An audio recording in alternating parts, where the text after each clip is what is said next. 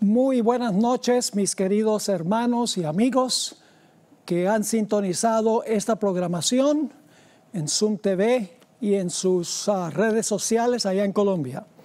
Muchas gracias por estar con nosotros. Esta noche tenemos un tema muy importante que se titula 3 mensajes de amor. Pero antes de comenzar, necesitamos hacer lo que siempre hacemos antes de abrir la palabra, y es pedir que el Espíritu Santo nos acompañe en nuestro estudio. Así que les invito con reverencia a inclinar el rostro para una oración. Padre Celestial, gracias te damos porque pronto aquí en Fresno comenzarán las horas del sábado. En Colombia ya comenzó el sábado. Gracias por darnos un día de reposo donde podemos suspender todo lo nuestro y concentrarnos solamente en ti. Danos tu reposo este día y bendice nuestro estudio, que tu nombre sea honrado y glorificado y nuestras vidas edificadas. Te lo imploramos en el nombre de Jesús. Amén. Vamos a comenzar nuestro estudio, 3 mensajes de amor, leyendo del Evangelio según San Lucas, el capítulo 17 y los versículos 26 y 27. Estos versículos comparan 2 grandes eventos, uno pasado y otro futuro. Dice allí, como fue en los días de Noé, así también será en los días del Hijo del Hombre. Comían, bebían, se casaban y se daban en casamiento hasta el día en que entró Noé en el arca y vino el diluvio y los destruyó a todos. Aquí Jesús comparó 2 eventos, lo que ocurrió en los días de Noé con lo que va a ocurrir en relación con la segunda venida de Cristo Jesús. Ahora nos preguntamos en qué condición estaba el mundo antes del diluvio, porque para entender lo que va a ocurrir tenemos que entender lo que ya ocurrió una vez. Vamos a leer en cuanto a la condición del mundo en aquella época. Vamos a Génesis, el capítulo 6, y vamos a leer el versículo 5 y 6, y luego desde el 11 hasta el 13. Dice lo siguiente: vio Jehová que la maldad de los hombres era mucha en la tierra, y que todo designio de los pensamientos del corazón de ellos era de continuo solamente el mal. Fíjense las expresiones: la maldad mucha, todo designio de los pensamientos, de continuo solamente el mal. Notemos lo que dice el versículo 6. Y se arrepintió Jehová de haber hecho al hombre en la tierra. Le dolió el corazón. Versículo 11. Y se corrompió la tierra delante de Dios, y estaba la tierra llena de violencia. Y miró Dios la tierra, y he aquí que estaba corrompida, porque toda carne había corrompido su camino sobre la tierra. Dijo pues Dios a Noé: he decidido el fin de todo ser, porque la tierra está llena de violencia a causa de ellos, y he aquí que yo los destruiré con la tierra. Así que fíjense, mucha maldad en la tierra, todo designio continuamente solamente el mal. Dios inclusive se dolió de esto tanto que dice que se arrepintió de haber creado la tierra. La tierra estaba llena de violencia, toda carne había corrompido su camino delante de Dios. Esa era la condición del mundo en los días de Noé. Pero no todos estaban viviendo esa clase de vida. En Génesis 6 y el versículo 9 nos dice que había un pequeño remanente. Dice allí en Génesis 6 y el versículo 9, estas son las generaciones de Noé. Noé, varón justo, era perfecto en sus generaciones. Con Dios caminó Noé. Noé era fiel Y al leer el relato nos damos cuenta que su familia también fue fiel, porque en el arca solamente se salvaron de los millones que probablemente había en el mundo, porque habían pasado 1656 años desde la creación, en un mundo a donde la gente vivía hasta tener casi 1000 años. ¿Cuántos hijos podrían engendrar y concebir esa cantidad de personas con esa edad? No cabe duda que había millones de personas en este mundo. Y sin embargo, la Biblia nos dice que el remanente era pequeño. Las mayorías casi nunca están con Dios. Siempre es el remanente o la minoría. Ahora vamos a notar otra comparación que hizo Jesús. No solo comparó los días de Noé con los días de su venida, sino que también comparó otro evento del Antiguo Testamento también con su segunda venida. Lucas 17 y el versículo 28 al 32 son los versículos que vienen inmediatamente después de los que leímos al principio del tema. Lucas 17, 28. Asimismo, como sucedió en los días de Lot, comían, bebían, compraban, vendían, plantaban, edificaban, mas el día en que Lot salió de Sodoma, llovió del cielo fuego y azufre y los destruyó a todos. Y ahora noten, así será el día en que el Hijo del Hombre se manifieste. Ahora hablemos un poco sobre la ciudad de Sodoma y las otras ciudades circunvecinas. En eso nos vamos a enfocar. No vamos a enfocarnos tanto en el diluvio, solamente lo usé a manera de introducción para mostrarles que hay dos historias del Antiguo Testamento, del libro de Génesis, que apuntan hacia lo que va a pasar en relación con la segunda venida. Ahora, ¿cómo era la región a donde estaba Sodoma y Gomorra antes que fuesen destruidas? En Génesis 13 y el versículo 10 encontramos una descripción de esa región. Dice, y alzó Lot sus ojos y vio toda la llanura del Jordán, que toda ella era tierra de riego, como el huerto de Jehová, es decir, como el huerto del Edén, como la tierra de Egipto en la dirección de Zoar, antes que destruyese Jehová a Sodoma y a Gomorra. Era una tierra fértil de riego, como el huerto de Jehová, casi como el Edén. Un lugar hermosísimo, todo verde. Pero el problema es que la maldad de las ciudades era muy parecida a la maldad de los que vivían antes del diluvio. Dice en Génesis 13 y el versículo 13 lo siguiente: mas los hombres de Sodoma eran malos, y por si acaso no entendieron malos, dice malos y pecadores contra Jehová, y no de cualquier manera, en gran manera.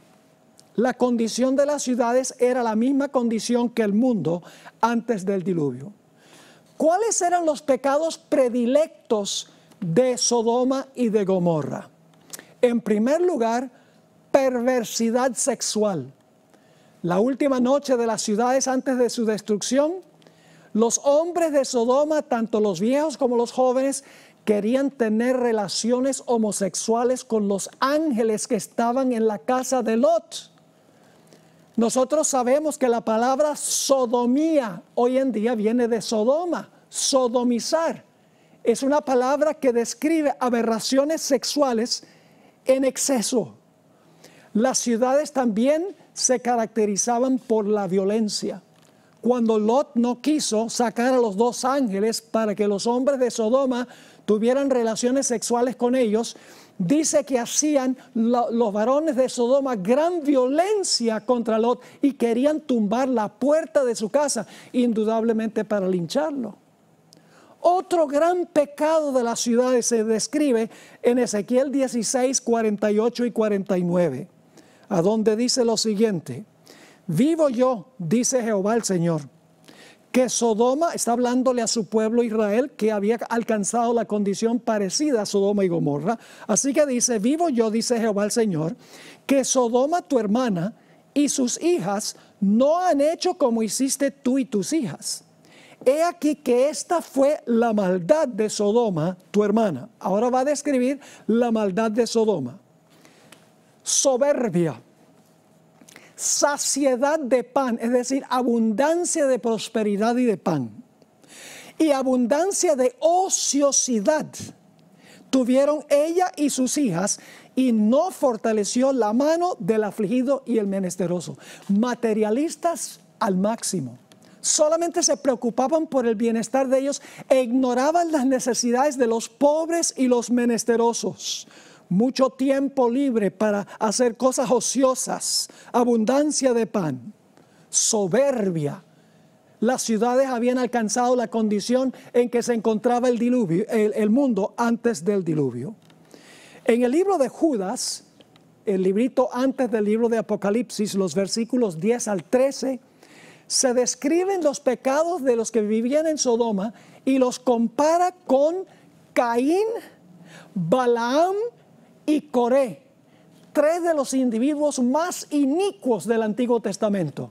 Y se comparan las ciudades de la llanura con esos tres. Así que Dios decidió que iba a tener que destruir las ciudades de la llanura, especialmente Sodoma, a donde vivía Lot, el sobrino de Abraham. Pero antes que Dios destruye una ciudad o Dios destruye una civilización, Dios siempre manda un mensaje de advertencia. Vamos a Génesis, el capítulo 18 y los versículos 1 al 3. Génesis 18 y el versículo 1 al 3. Aquí Abraham está sentado enfrente de su carpa, porque era como nómada, vivía en el campo. Y de repente él ve a la distancia tres varones que vienen hacia él. Vamos a leer, empezando en el versículo 1 del capítulo 18. Después le apareció Jehová en el encinar de Mamre, estando él sentado a la puerta de su tienda en el calor del día.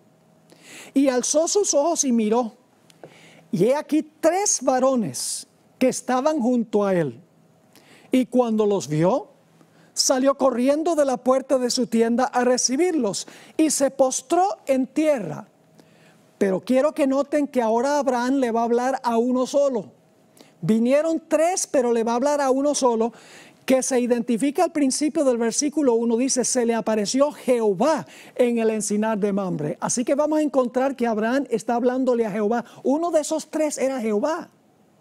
Sigue diciendo en el versículo 3, para que vean que Abraham habló con uno solo, y dijo, Señor, no dijo señores, dijo Señor, si ahora he hallado gracia en tus ojos, es decir, uno solo, ruego que no pases, no dice que no pasen los tres, que no pases de tu siervo. Es decir, Abraham le está hablando a uno solo de ellos, el que se le apareció a Abraham, que se identifica como Jehová. Vamos al versículo 16 del capítulo 18. Se levantan los varones con Abraham y empiezan a moverse hacia Sodoma.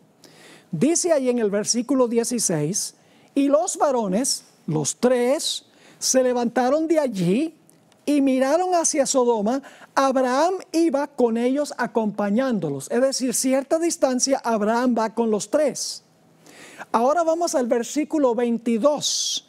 Dice en el versículo 22 que ahora se van a apartar dos de los tres varones de Abraham y el otro personaje que está con Abraham. Dice en Génesis 18, 22, y se apartaron de allí los varones y fueron hacia Sodoma. Y les voy a mostrar en un momento que eran dos los que fueron a Sodoma. Así que dice, se apartaron de allí los varones y fueron hacia Sodoma. ¿Y el otro qué? Dice en la última parte del versículo 22, pero Abraham estaba aún delante de Jehová. Ahora, ¿cuántos llegaron a Sodoma? Génesis 19 y el versículo 1 dice que llegaron solo dos. ¿Y el tercero quién era? El tercero era el que estaba con Abraham, el que se quedó con Abraham. Dice en Génesis 19 y el versículo 1, Llegaron pues los dos ángeles. Ahora descubrimos que los varones eran ángeles. Dice, llegaron pues los dos ángeles a Sodoma a la caída de la tarde.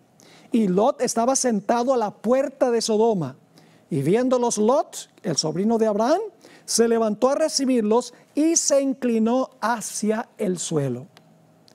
El personaje con quien se quedó Abraham no es más ni menos que Jehová, que se le llama el ángel de Jehová en el Antiguo Testamento. Se le llama Miguel el arcángel en el Antiguo Testamento. Se le llama el ángel de su faz.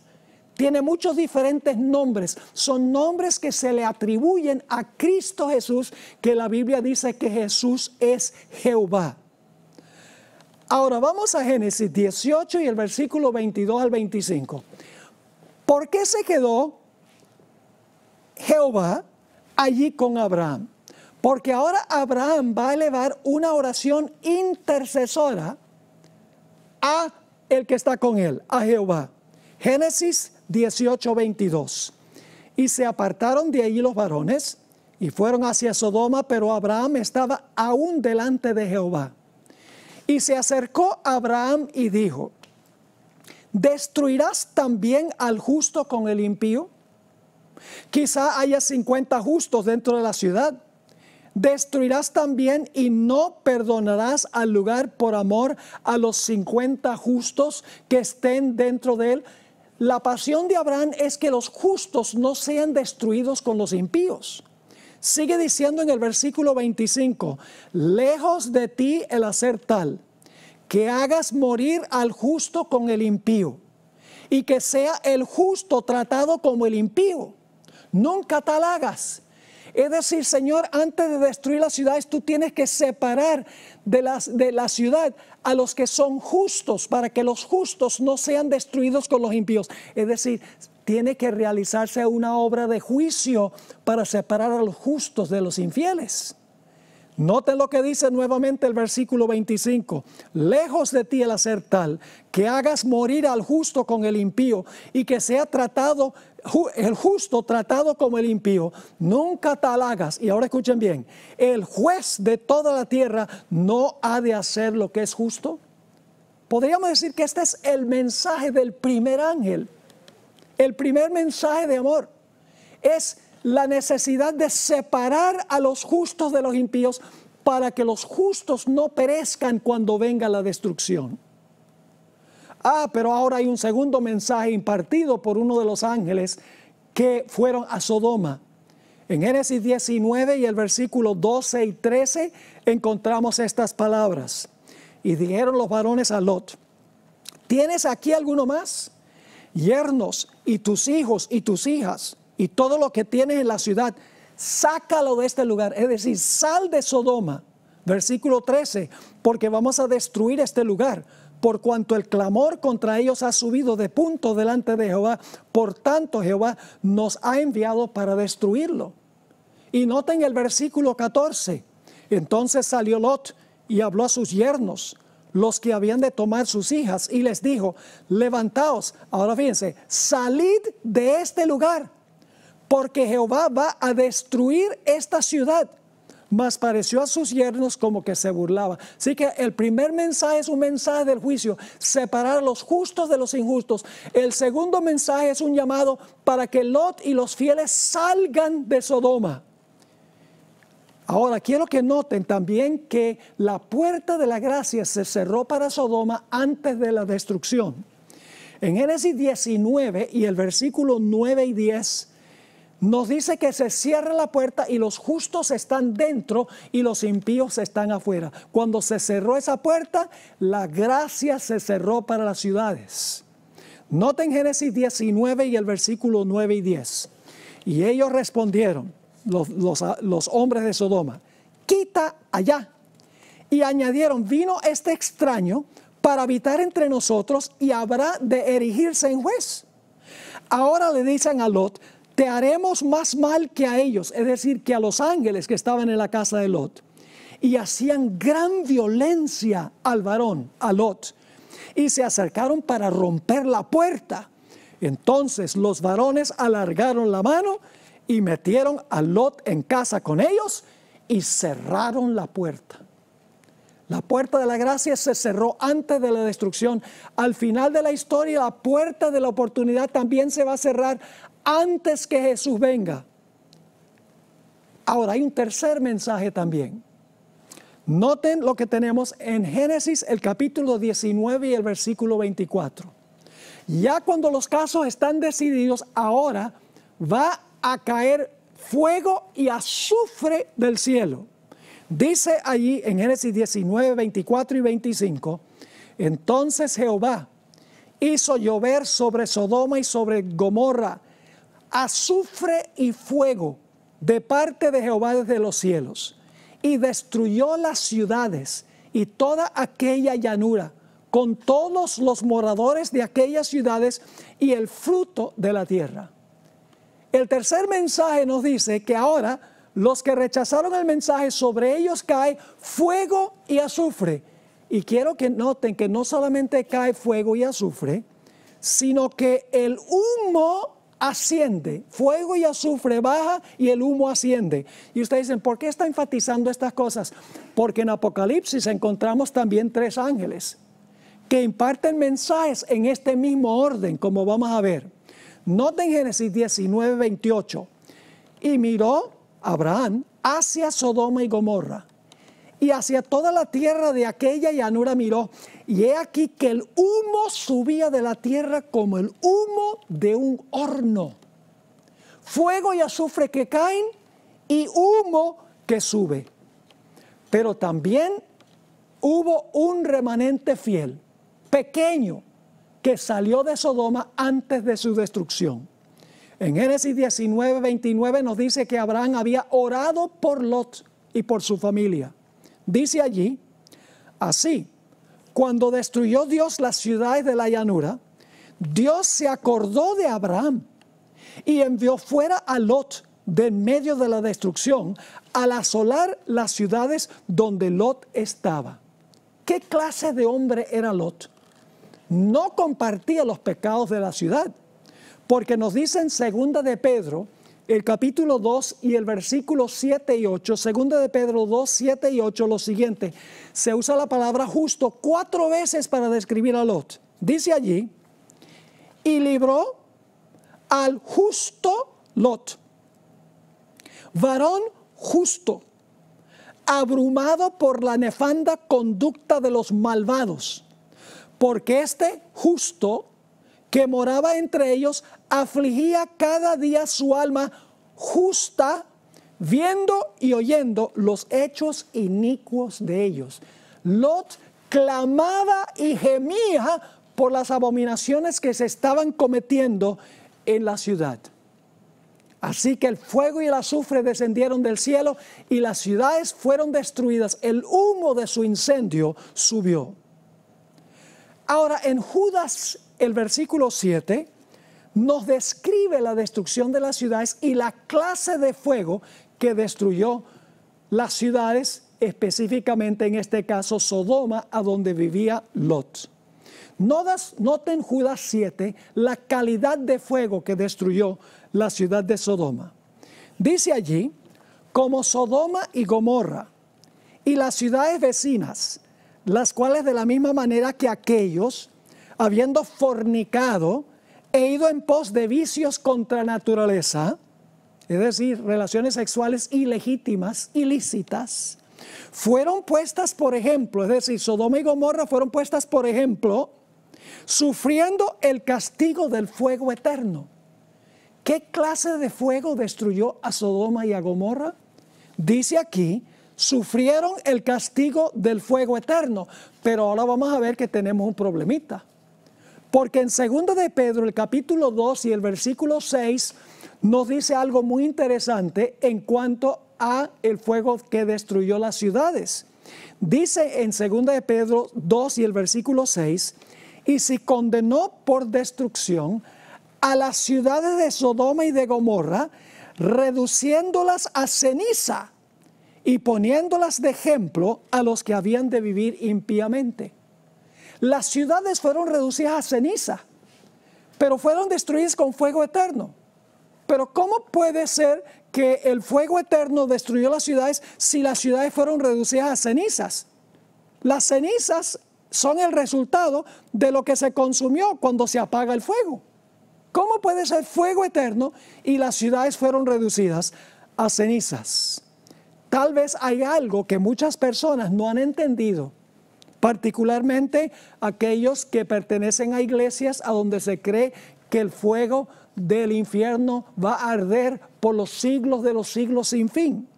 Vamos a Deuteronomio, el capítulo 4 y el versículo 23 y 24 para ver qué es el fuego. ¿Qué es el fuego que consumió las ciudades?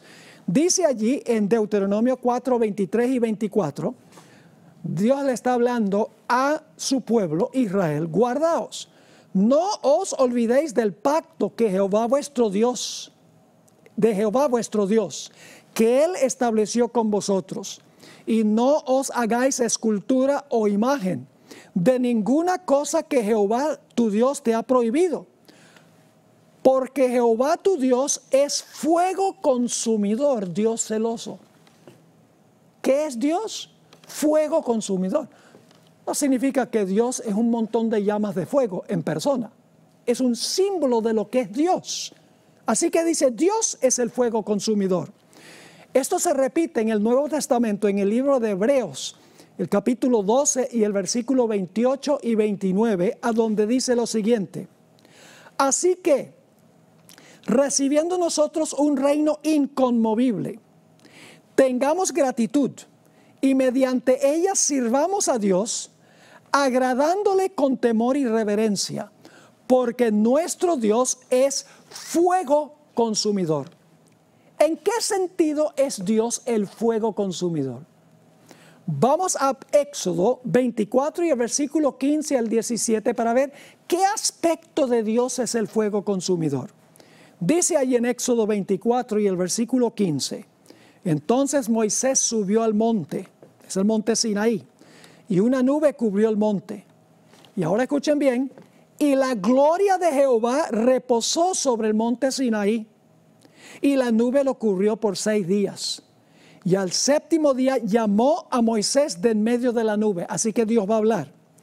Versículo 17: y la apariencia de la gloria de Jehová era como un fuego abrasador en la cumbre del monte a los ojos de los hijos de Israel. ¿Qué es lo que es el fuego consumidor? Es la gloria de Dios. Dios está rodeado de gloria y el pecado no puede subsistir en su presencia. El fuego consumidor es Dios. Ahora yo pregunto, ¿por cuánto tiempo ha existido Dios? Dios es eterno. Así que el fuego que es Dios es ¿qué? Es eterno. El fuego es eterno, no lo que consume el fuego, lo que es eterno. Ahora vamos a notar algunos textos muy interesantes. Malaquías, el capítulo 4 y el versículo 1 nos dice qué va a pasar con los impíos. Dice allí en Malaquías 4:1: porque he aquí viene el día ardiente como un horno, y todos los soberbios y todos los que hacen maldad serán estopa. Aquel día que vendrá los abrazará, ha dicho Jehová de los ejércitos, y no les dejará ni raíz ni rama. ¿Quién es la raíz del mal? Satanás. Él fue el que le dio comienzo al mal. ¿Y quiénes son las ramas? Sus seguidores, los impíos, los que se describen aquí como soberbios, como gente que hacen maldad.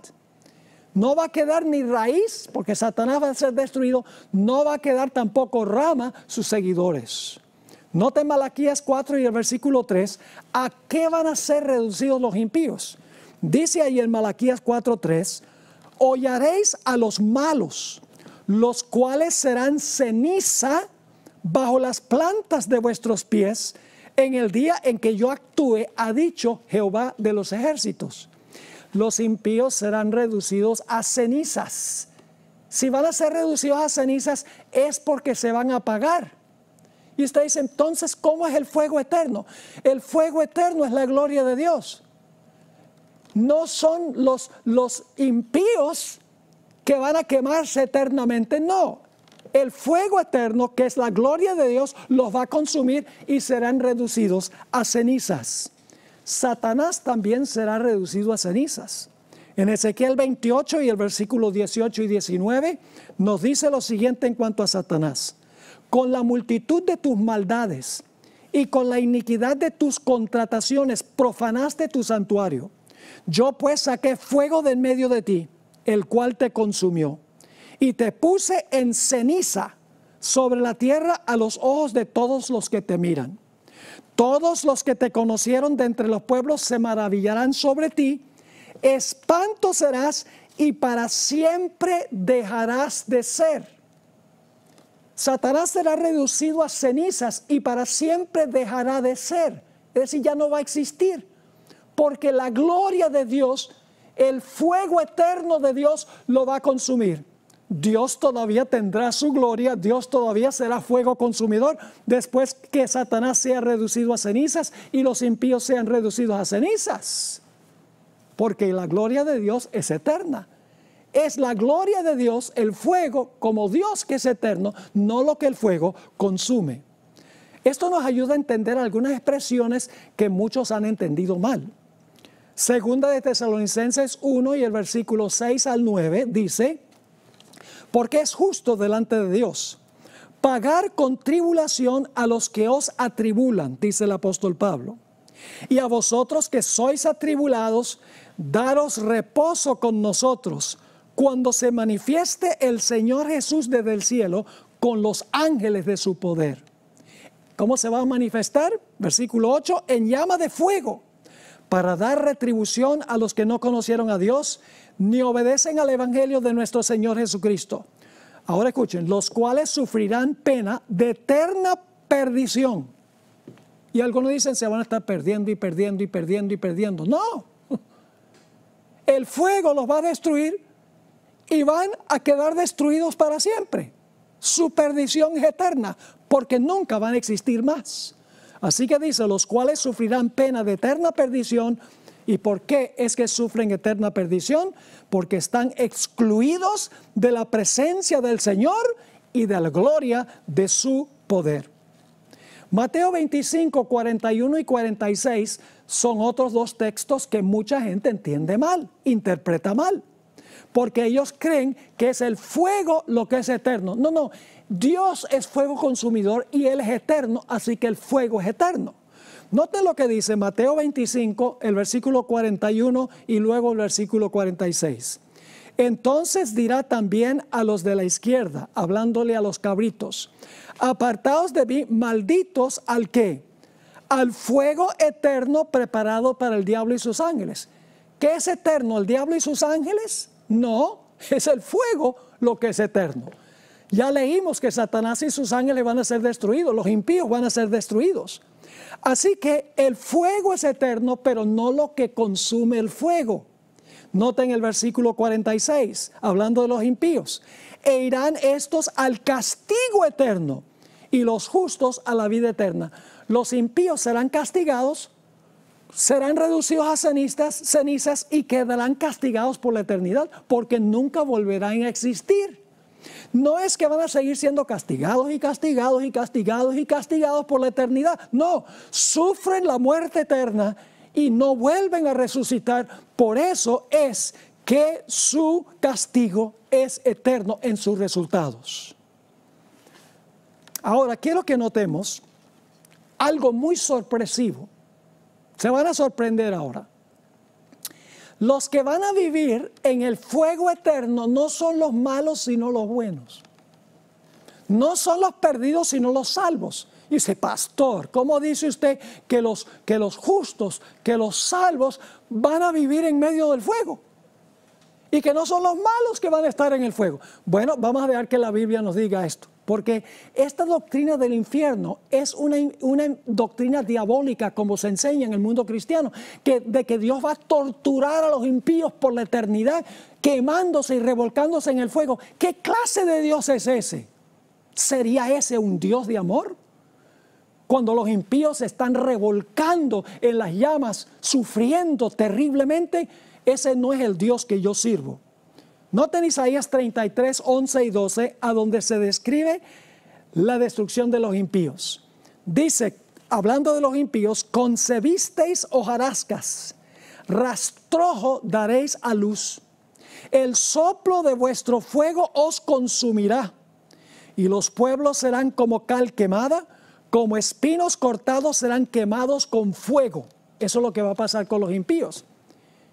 ¿Y quiénes van a vivir en medio del fuego y no van a ser consumidos? Isaías 33, versículo 14 al 16. Fíjense lo que dice. Los pecadores se asombraron en Sión. Espanto sobrecogió a los hipócritas. ¿Quién de nosotros morará con el fuego consumidor? ¿Quién de nosotros habitará con las llamas eternas? El mundo cristiano dice los malos, pero no es lo que dice la Biblia. Dice en el versículo 15, ¿quiénes van a morar con el fuego consumidor y van a habitar con las llamas eternas? Dice en el versículo 15, el que camina en justicia y habla lo recto, el que aborrece la ganancia de violencias, el que sacude sus manos para no recibir cohecho, el que tapa sus oídos para no oír propuestas sanguinarias, el que cierra sus ojos para no ver cosa mala. Este habitará en las alturas, fortaleza de rocas será su lugar de refugio, se le dará su pan y sus aguas serán seguras. En ese clásico libro, El deseo de todas las gentes, páginas 82 y 83, encontramos esta linda explicación de lo que es el fuego. La gloria de Dios es el fuego. El fuego en ese sentido es eterno, pero lo que consume no es eterno. Lo que consume no se va a estar quemando y quemando y quemando y quemando por los siglos de la eternidad. Noten esta cita extraordinaria. Para el pecado, donde quiera que se encuentre, nuestro Dios es fuego consumidor. En todos los que se sometan a su poder, el Espíritu de Dios consumirá el pecado. Es decir, si usted se somete a la voluntad del Espíritu Santo, dice que el Espíritu Santo va a consumir el pecado. Pero ¿qué pasa si no permitimos que el Espíritu Santo consuma el pecado en nosotros? Sigue diciendo. Pero si los hombres llegan a identificarse con él, es decir, con el pecado, entonces, escuchen bien, la gloria de Dios que destruye el pecado debe destruirlos a ellos también. Los que se identifican con el pecado, los que no permiten que el Espíritu Santo consuma el pecado en la vida, son los que serán consumidos por la gloria de Dios, que es el fuego consumidor. Ahora, la Biblia nos dice que el mundo va a estar en una condición terrible antes de la segunda venida de Jesús. Va a ser como el mundo antes del diluvio, como Sodoma y Gomorra. Vamos a leer solo un pasaje que describe cómo va a ser el mundo inmediatamente antes de la segunda venida de Jesús. Segunda de Timoteo 3 y el versículo 1 al 5. El apóstol Pablo da aquí una larga lista que estamos viendo cumplirse en nuestro medio hoy en día.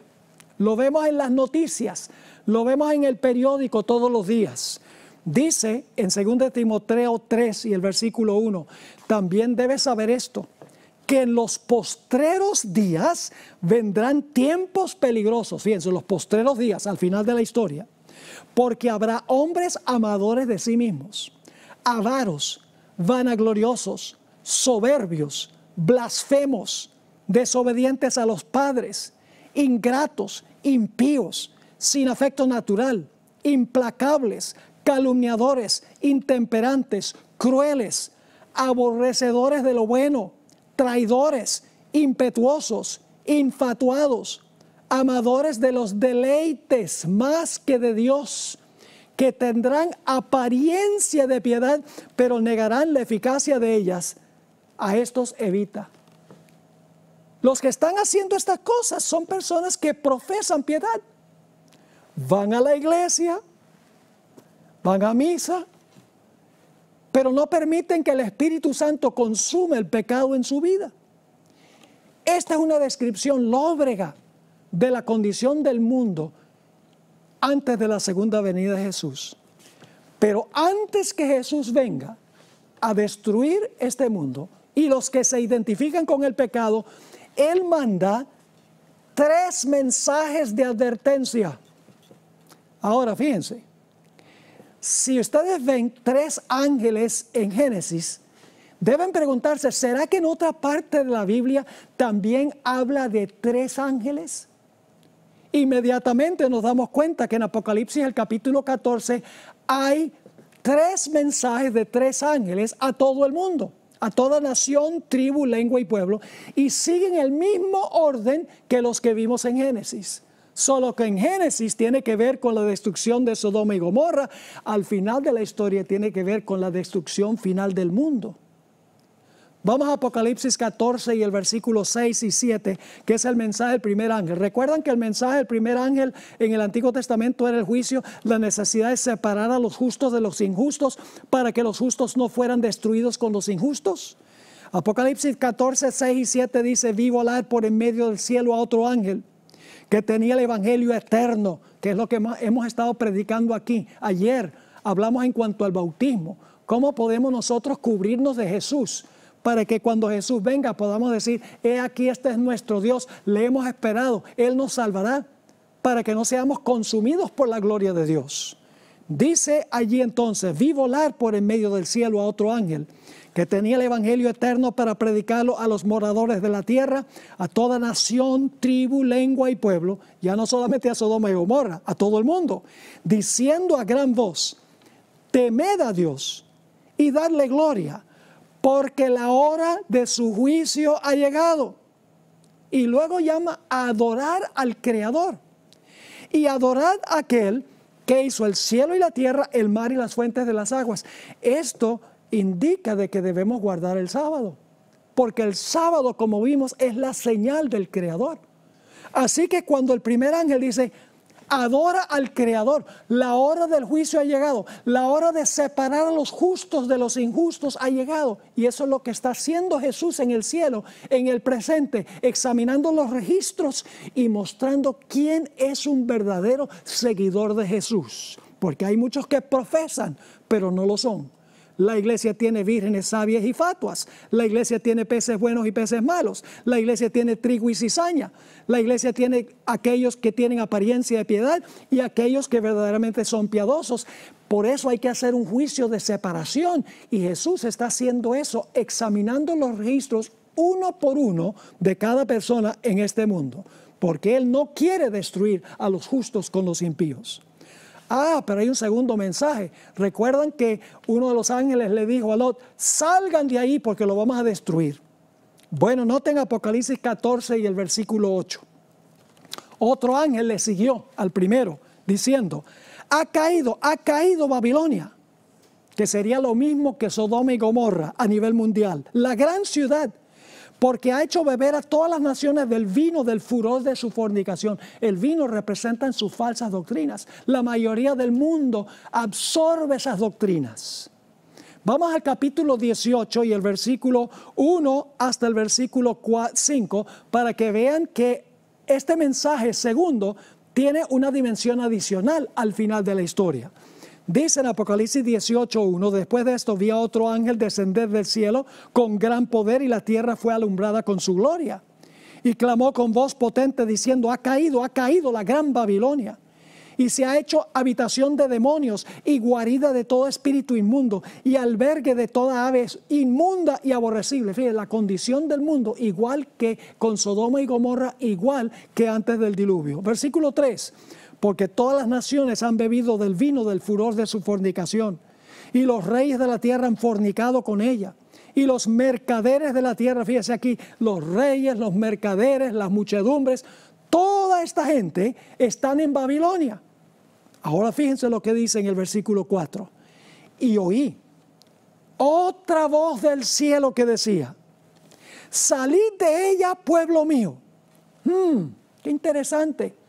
A Lot se le dijo y a su familia, salgan. El segundo mensaje aquí dice, Babilonia cayó, salgan para que no sufran la destrucción. Sigue diciendo allí, en el versículo 4, oí otra voz del cielo que decía, salid de ella, pueblo mío, para que no seáis partícipes de sus pecados, como Lot no era, ni recibáis parte de sus plagas, porque sus pecados han llegado hasta el cielo y Dios se ha acordado de sus maldades. Así que el primer mensaje, el mensaje del juicio. Separar a los justos de los injustos.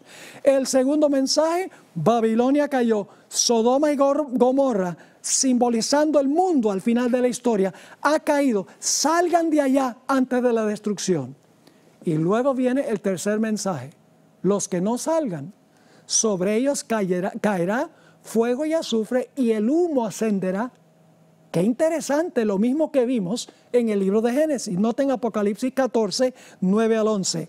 Y el tercer ángel lo siguió diciendo a gran voz: si alguno adora a la bestia y a su imagen y recibe su marca en su frente o en su mano, les animo de que se pongan en contacto con los organizadores de este evento para que les expliquen qué significa la bestia, la imagen de la bestia, la marca de la bestia. No tenemos tiempo de hacer eso, pero ellos van a tener la información. Les animo de que los llamen, porque les van a dar una información impresionante para prepararse, para que estén listos para la venida del Señor. Sigue diciendo entonces, el tercer ángel lo siguió diciendo a gran voz: si alguno adora a la bestia, su imagen, recibe la marca en su frente o en su mano, él también beberá del vino de la ira de Dios, que ha sido vaciado puro en el cáliz de su ira, y será atormentado ¿con qué? Ahí está lo mismo de Génesis, con fuego y azufre, delante de los santos ángeles y del Cordero, y el humo de su tormento sube por los siglos de los siglos, y no tienen reposo de día ni de noche los que adoran a la bestia y a su imagen, ni nadie que reciba la marca de su nombre. Fuego y azufre que caen y humo que asciende.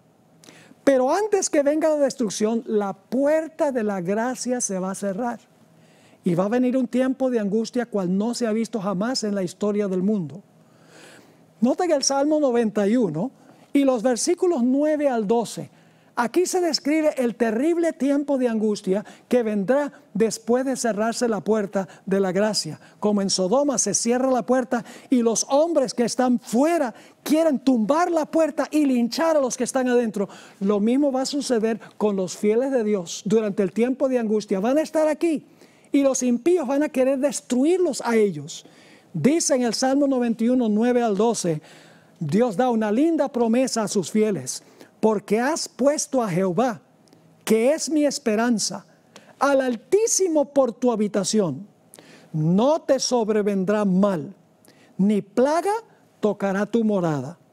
Pues ahora escuchen, como pasó con Lot en Sodoma, los ángeles protegieron a Lot y a su familia, pues a sus ángeles mandará acerca de ti, que te guarden en todos tus caminos, en las manos te llevarán, para que tu pie no tropiece en piedra.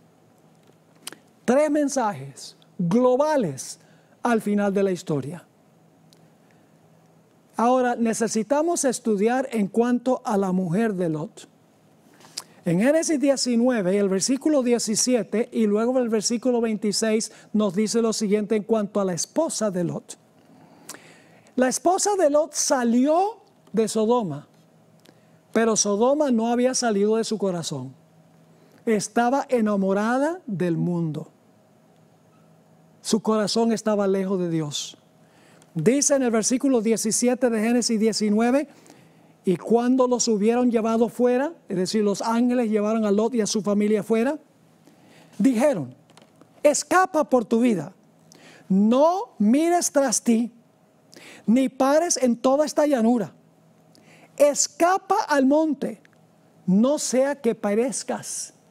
No se pongan a pensar de todo lo que tenían. Ay, la casita, el carrito, el dinero en el banco, el dinero de la jubilación, los amigos, la familia. Ay, yo sí quiero regresar. No. Dice, entonces la mujer de Lot miró atrás, a espaldas de él, y se volvió una estatua de sal. El Señor Jesucristo aplicó esta experiencia al final de la historia. Note lo que dice Lucas 17, 31 y 32, que está en el contexto donde comenzamos en nuestro estudio hoy. Lucas 17, 31 y 32. Está hablando Jesús de cuando el pueblo de Dios tendrá que huir, porque van a ser perseguidos por los impíos, pero van a ser también protegidos por los ángeles. Dice aquí, en aquel día, el que esté en la azotea y sus bienes en casa, no descienda a tomarlos. Y el que en el campo, así mismo no vuelva atrás. No te pongas a pensar de todo lo que tienes. No vuelvas atrás. Y luego Jesús da este sermoncito. Dice en el versículo 32, acordaos de la mujer de Lot. Es decir, lo que pasó con la mujer de Lot va a pasar con muchos al final de la historia, cuyo corazón está en el mundo, aunque salieron del mundo, en realidad son del mundo. Su corazón está en el mundo, aunque se unieron a la iglesia. Y entonces dice en el versículo 26, entonces la mujer de Lot miró atrás a espaldas de él y se volvió estatua de sal. Porque cuando la sal pierde su sabor, no sirve sino para ser echada afuera y pisoteada por los hombres. Ahora quiero leerles una cita que encontramos en un libro que fue escrito especialmente para los jóvenes. Se llama Mensajes para los Jóvenes, página 417, sobre Lot, porque Lot escogió vivir en las ciudades, un gran error. Porque en realidad Abraham le mostró toda la llanura donde estaban las ciudades, tierra de riego, y dijo, aquí tenemos también la montaña, escoge tú a donde tú quieres.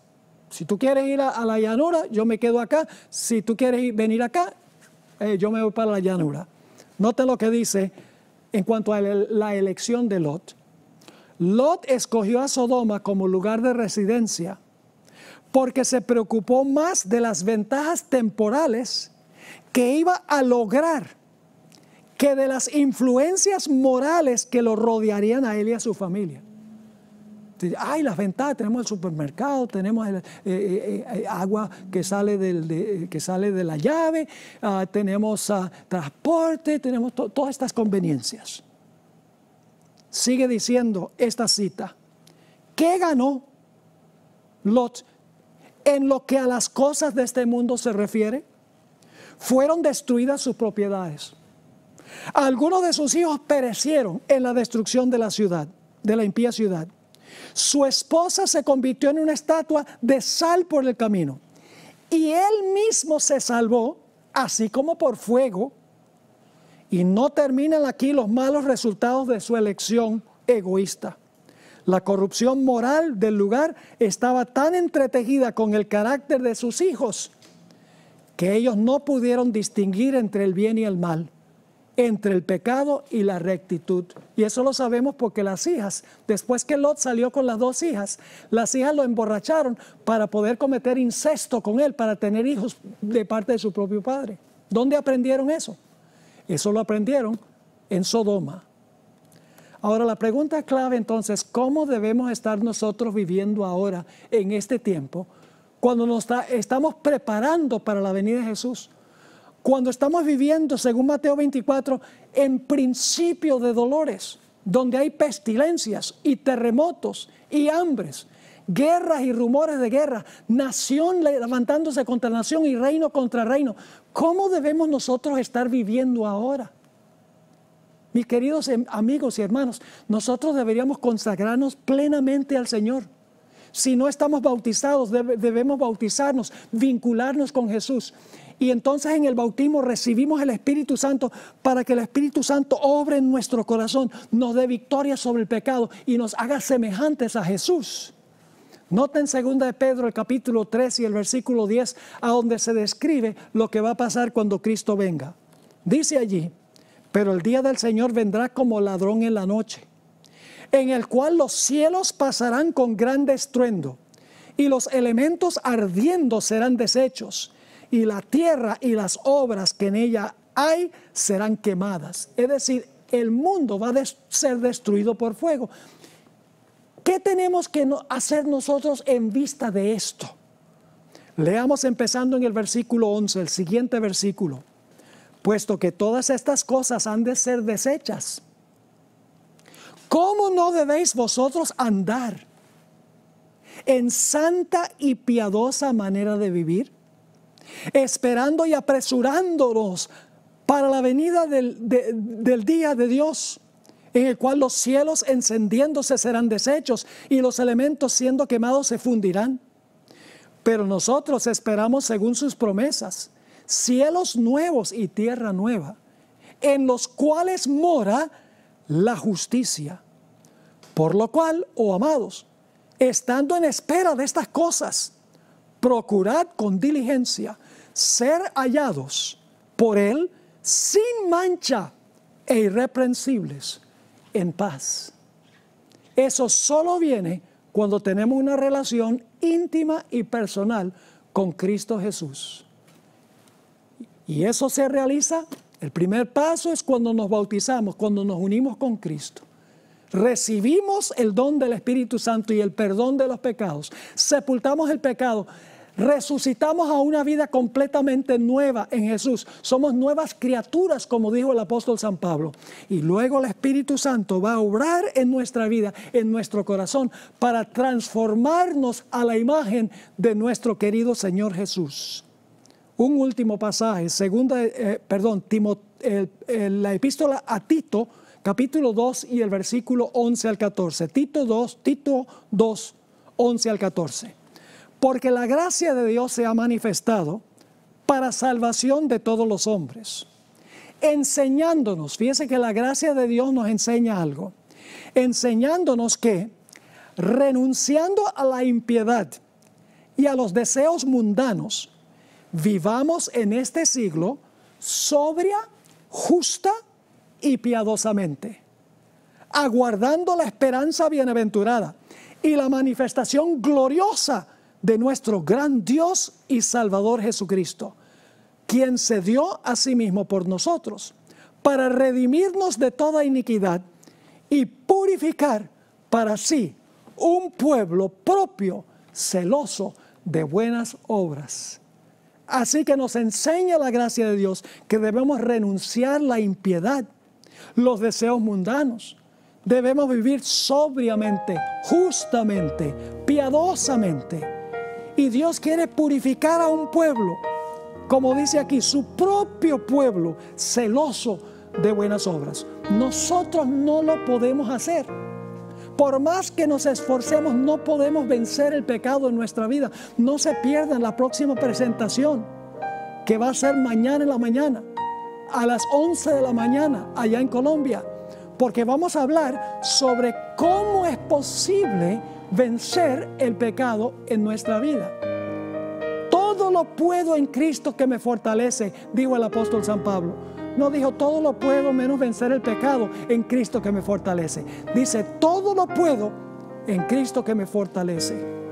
Dios nos promete victoria si nos sometemos a Cristo Jesús, y así estaremos listos cuando Jesús venga en poder y gloria y podremos habitar con Él por los siglos de la eternidad.